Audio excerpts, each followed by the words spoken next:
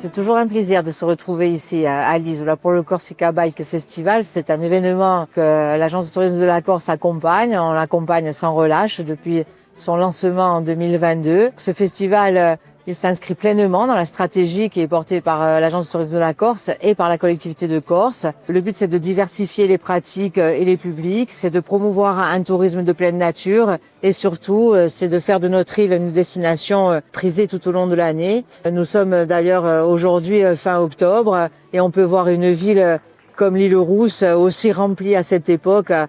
C'était inimaginable il y a 10 ans et c'est aujourd'hui devenu normal.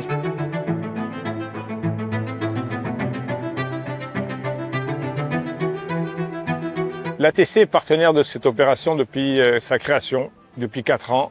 On est là pour faire la promotion du vélo en Corse et plus particulièrement de la GT20 qui est le grand itinéraire à vélo qui traverse la Corse.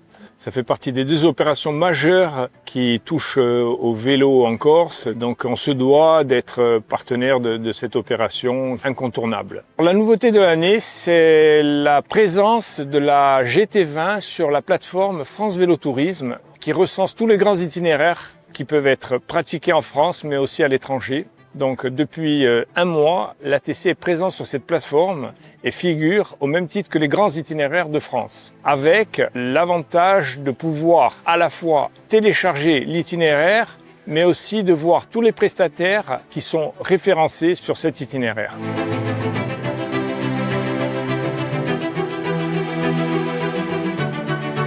La Corse est la première île méditerranéenne à avoir obtenu le label Green Destination.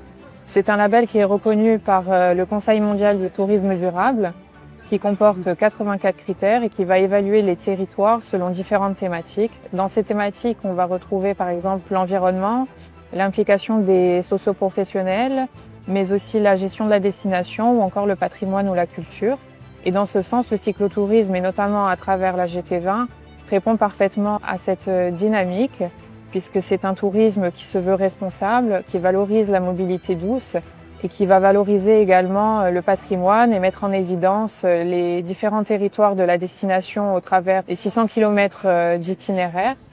En plus de ça, on essaye de rallier en fait les professionnels donc à cet itinéraire en essayant de les faire adhérer à la marque Accueil Vélo.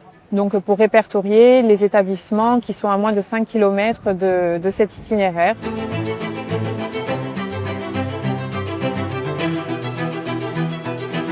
Le cyclisme, c'est l'un des axes prioritaires de notre engagement en faveur du tourisme durable. Nous ne nous contentons pas de le dire, nous agissons concrètement avec la création de la GT20, les aides aux collectivités pour le développement du sport et de mobilité douce, la promotion sur les marchés européens en demande, et puis aussi la mesure d'aide qui a été dédiée au cyclotourisme et qui a été adoptée à l'unanimité à l'Assemblée de Corse. Ce sont des actions qui sont concrètes, tangibles et qui contribuent au développement de la filière et qui génèrent des bénéfices environnementaux, des bénéfices socio-économiques et culturels importants. Tout cela s'inscrit bien sûr dans quelque chose de plus large, porté par d'autres initiatives durables qui font qu'aujourd'hui, la Corse est reconnue à l'international comme la première île verte de Méditerranée.